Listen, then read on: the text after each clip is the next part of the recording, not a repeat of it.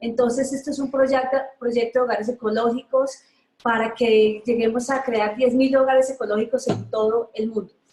Se me está pasando.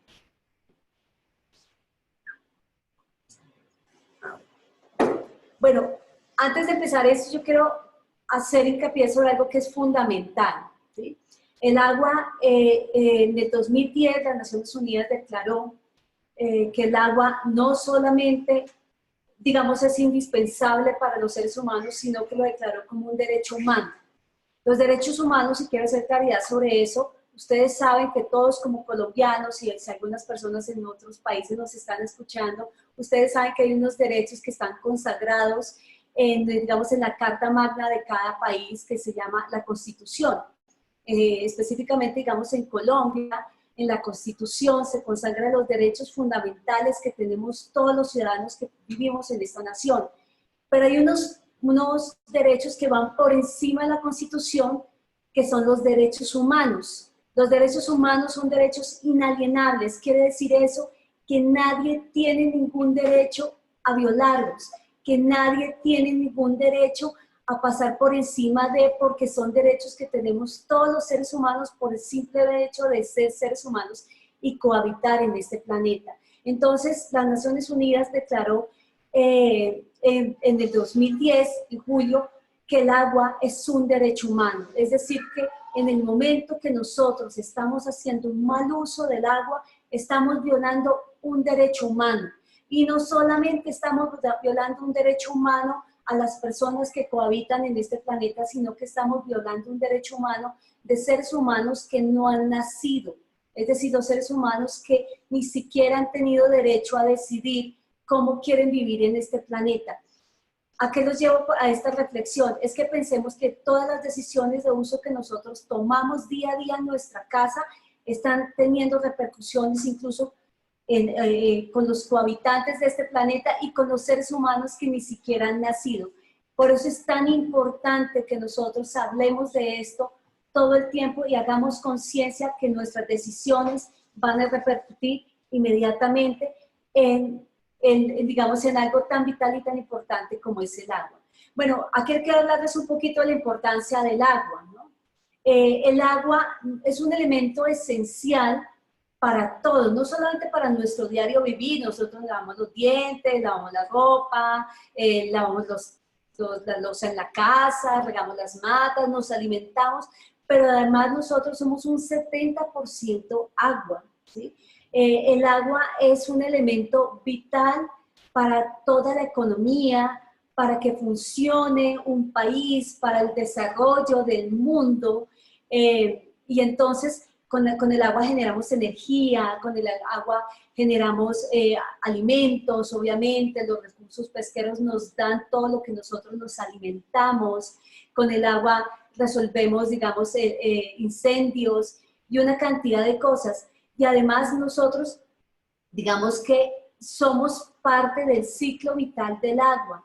Por nosotros, como decía ahorita, somos un 70% agua, y quiere decir que el agua también circula por nosotros y estamos interconectados con todos los seres vivos del planeta a través del agua. Entonces, muchas veces interrumpimos ese ciclo vital del agua porque no hacemos un buen uso del agua. Y las decisiones que tomamos día a día y lo que hacemos en nuestras casas tienen una repercusión frente al estado del agua. Estos son los principios del agua. El agua, Vandana Shiva es una ambientalista, ecofeminista, que ganó un premio Nobel alternativo de la paz, porque habla sobre todo la defensora del agua. Escribió un libro que se llama La Guerra del Agua, donde habla que los países, lo que va a ocurrir en el mundo, ahorita nosotros estamos viendo muchas guerras en el mundo por el petróleo. Y realmente eso va a cambiar, porque el elemento más esencial para que la humanidad pueda continuar, digamos, en esta sociedad como la conocemos, va a ser el agua. Sin agua realmente no va a existir nada de lo que nosotros conocemos. Entonces, por eso es tan importante, incluso las Naciones Unidas declaró el 22 de abril como el Día Internacional del Agua. Y es un día que nos invita a reflexionar qué estamos haciendo nosotros en cuanto a la conservación del agua, qué decisiones tomamos todos los días y qué podemos hacer para conservarla. Entonces, bueno, estos son los principios del agua. Quiero que reflexionemos sobre cada uno. El agua primero es un regalo de la naturaleza. El agua no es algo que nosotros podamos crear mediante una máquina, mediante una tecnología. El agua es algo que nos da la naturaleza, ¿sí? Entonces, por eso tenemos que conservar la naturaleza para que tengamos agua. No hay tecnología que pueda reemplazar la producción de agua. El agua es esencial para todas las especies y todos los ecosistemas, y ellos son los que nos dan todos los servicios ambientales para que podamos permanecer como especie humana. Entonces, el agua no la podemos reemplazar por nada. La vida se interconecta a través del agua, lo que les decía, el agua fluye a través de nosotros y nosotros hacemos parte, digamos, de ese ciclo del agua. El agua no debe tener precio. El agua debe ser un derecho en el cual todo el mundo debe tener acceso igual a poderla usar. Incluso, como les decía ahorita, los niños y las personas que no han nacido todavía tienen el mismo derecho a disfrutar del agua. Y no debe tener precio. El agua es limitada y puede agotarse. No es ilimitada como hemos pensado que podemos usarla y mal usarla y que siempre va a estar disponible. Y más en este momento que estamos viviendo un cambio climático que cada quien ya se habrán dado cuenta que el cambio climático llegó a nuestra casa, que ya estamos viendo como muchos niños, incluso en Colombia, no solamente en África, porque sabemos que en África hay muchos niños que se están muriendo porque no hay agua. También en Colombia, en La Guajira, ya hemos visto una cantidad de catástrofes ambientales porque no hay agua. Entonces sí es limitada y tenemos que usarla muy bien. El agua debe ser conservada, ese es un principio que debemos aplicar cada uno de nosotros en nuestras casas y en lo que hacemos. El agua es un bien y es un bien de uso común, no de uso particular para algunos. Nadie tiene derecho a destruirla, contaminarla o afectarla. Ese derecho es algo que, digamos, lo que hablamos ahorita, ninguno tiene derecho a destruirla por una mala decisión de uso. Y la idea de este taller que nosotros les estamos mostrando hoy es que a partir de hoy ustedes guíen sus criterios de compra pensando en las consecuencias ambientales y sociales que generan cada decisión de uso que tomamos nosotros respecto al agua. El agua no se puede sustituir. Como les decía ahorita, no hay forma en que una tecnología reemplace la producción de agua.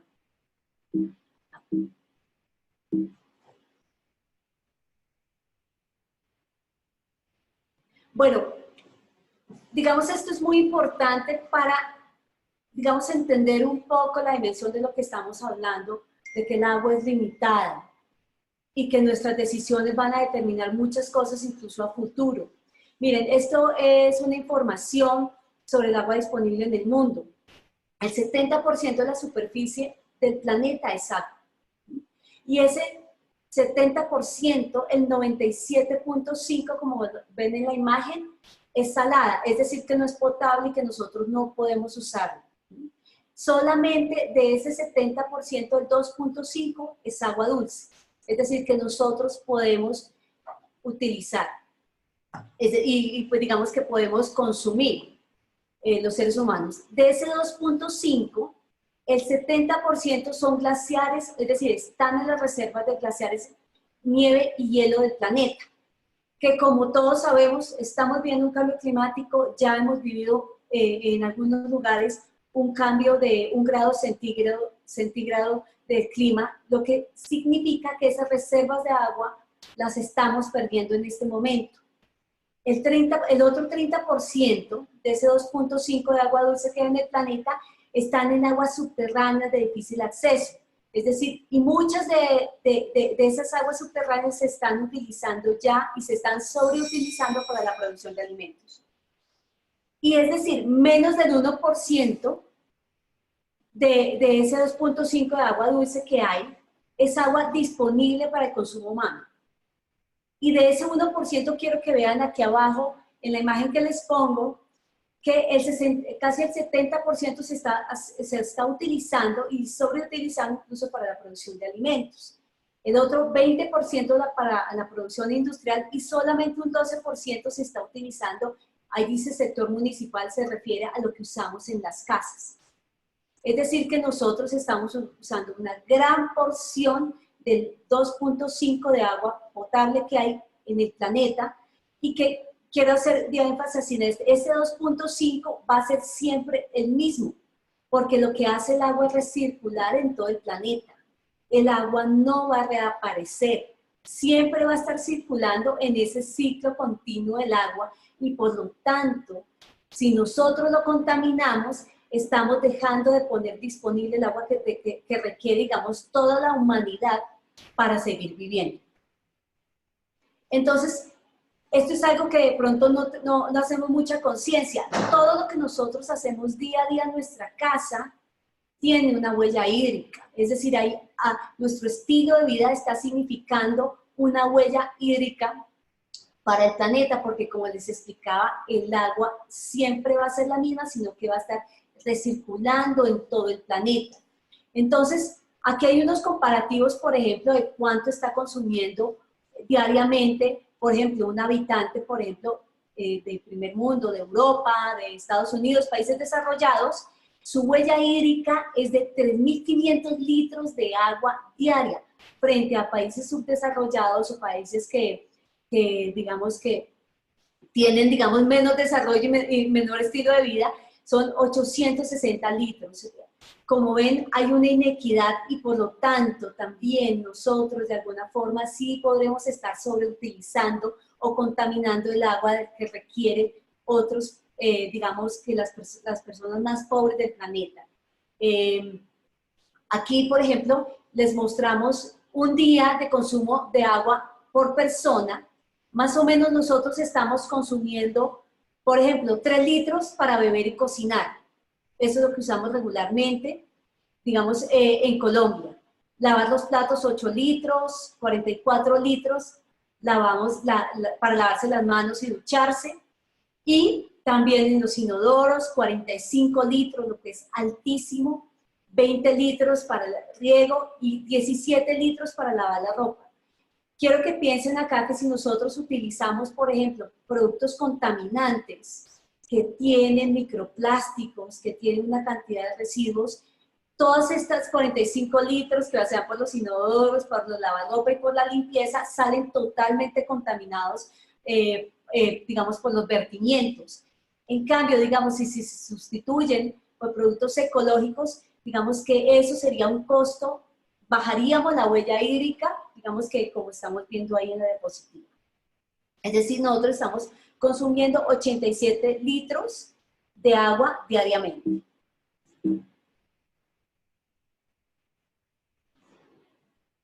Bueno, y aquí hablando específicamente ya, digamos, de lo que pasa en Colombia. Miren, nosotros en Colombia somos privilegiados porque estamos en una zona, digamos, del planeta donde hay mayor concentración, digamos, de oferta hídrica. Nosotros, como ven ahí, Sudamérica tiene el 28% de recursos hídricos mundiales y el 5% está en Colombia. Sin embargo, nosotros llegamos a ser una de las mayores reservas hídricas del planeta y en este momento estamos en el puesto incluso como 67 a nivel global por la contaminación, porque aunque tengamos una alta oferta hídrica, la estamos contaminando a un ritmo imparable y esto más adelante les vamos a mostrar. El 80% de la contaminación que ocurre en las fuentes hídricas vienen de las casas, no vienen de las industrias como a veces pensamos, ¿no? Que eso es responsabilidad de las empresas, que esto es responsabilidad del gobierno, no, realmente es responsabilidad de las casas y de las decisiones de uso y de consumo, digamos, que tomamos en las casas. Aquí vemos, por ejemplo, los datos de lo que nosotros estamos usando y lo que le estamos entregando a los ríos diariamente en Colombia. Esto es un dato, digamos, que digamos, es más o menos actualizado.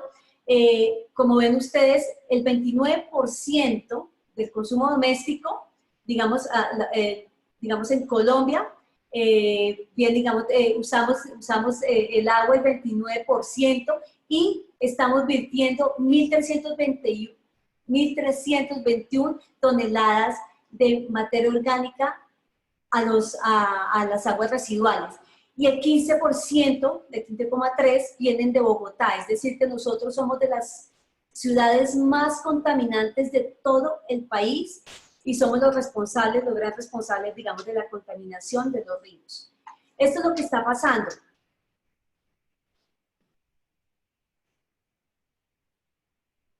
El 80% de la contaminación del río Bogotá viene de los hogares.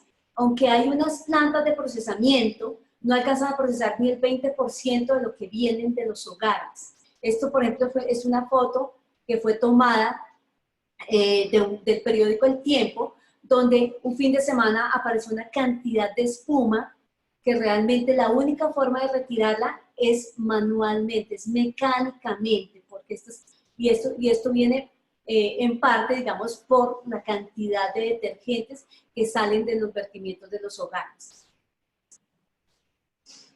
Bueno, acá hablar un poquito, digamos, de lo que está pasando con el cambio climático. Ya mostrándoles el panorama, se dan cuenta que el agua es un recurso muy preciado, que es escaso, que es limitado y que tenemos que usarlo muy bien. Y si le colocamos, digamos, aparte de la contaminación, el tema del cambio climático hace que, digamos, que la situación sea mucho más complicada, porque lo que está haciendo sobre todo el cambio climático es alterar la cantidad y la calidad de agua, mientras para algunas personas está muy disponible, digamos así, y genera inundaciones, porque hay muchas, muy fuertes lluvias, y genera inundaciones, lo que hace que se pierdan cosechas y que se pierdan cultivos y que las personas pierdan todo su sistema de vida. Hay personas que están en absoluta sequía y que no tienen agua.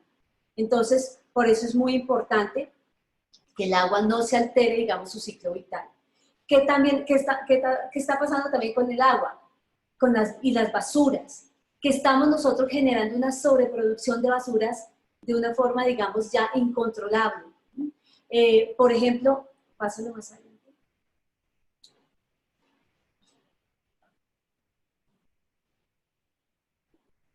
Por ejemplo, en Colombia se generan 12 millones de toneladas de basura y solo se está reciclando el 17%.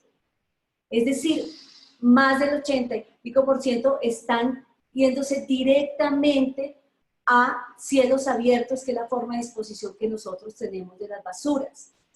Y en este momento, entre 5 y 13 millones de toneladas de residuos de plástico terminan en los océanos del mundo. Plásticos que usamos un minuto, que usamos un mes, a veces una semana, resultan en el mar o en cielos abiertos, botaderos de basura, que se demoran miles de años en biodegradarse. Un plástico puede tardar 1500 años. Y en el proceso de biodegradación, por el sol y la lluvia, generan biotoxinas que esas permean el suelo y contaminan los acuíferos y las aguas subterráneas.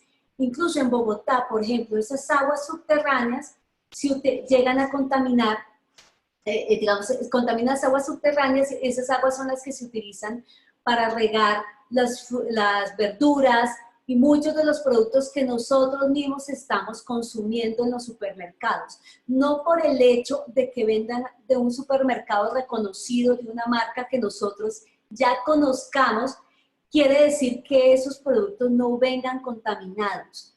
Realmente ya en este momento tener una certeza de la trazabilidad de todos esos productos es muy difícil. Entonces, por eso sí también es una responsabilidad nuestra de que nosotros dispongamos bien las basuras y que, digamos, no las botemos común con todas las basuras y con todos los desechos, los cuales no son separados y no se reciclan, como ya les mostraba en la. Esta es una digamos, es una recreación de cómo se está dando una isla de plástico que está ocurriendo en el Pacífico. Por los vientos, digamos, que circulan alrededor del mundo, se está creando una confluencia de basura en el mar Pacífico que tiene el tamaño de México. Como ven ahí, esa isla de plástico tiene 10 metros de profundidad de todos los plásticos que se están confluyendo ahí. contiene más de 6 millones de toneladas de plástico y está flotando a la deriva en todas las costas de Estados Unidos. Esos plásticos obviamente está afectando la vida marina, esto impide que pase la luz y que se den todos los procesos. Es decir, que nosotros un plástico que estemos usando en la casa no podemos verificar que no va a llegar a ser parte de esta isla de plástico. Nosotros de alguna forma perdemos la noción de qué pasa con las cosas que producimos, inmediatamente salen de nuestra casa y terminan en un bote de basura. Bueno, estos son los remolinos, ahí muestran, digamos, las diferentes islas de plástico que hay en el mundo. La siguiente. Miren, aquí muestran las diferentes islas de plástico que hay en el mundo, que en este momento ya no sabemos cómo controlarlas. Estas son las que vemos. Ahora quiero hablarles de los microplásticos, que son, por ejemplo, los que nosotros consumimos con detergentes, con productos de belleza. Yo los invito a que vean un video que hizo Greenpeace sobre los microplásticos y la incidencia que tienen sobre la fauna marina. Nosotros, eso sale por los vertimientos, y como les mostré, en Colombia no tiene, o por lo menos en Bogotá, no tenemos la capacidad de procesar las aguas residuales. Muchos terminan en el río Bogotá y después por el río Bogotá llegan al Magdalena y después llegan finalmente al mar. Y en el mar muchos animales, por ejemplo, entran en la cadena trófica y como ustedes saben, el pequeño pez se come, el gran pez se come el pequeño y continúa la cadena trófica, y es decir, que todos esos microplásticos van a terminar siendo parte de toda la cadena trófica que hay, digamos, en los océanos. Entonces, ahí también nosotros tenemos una responsabilidad.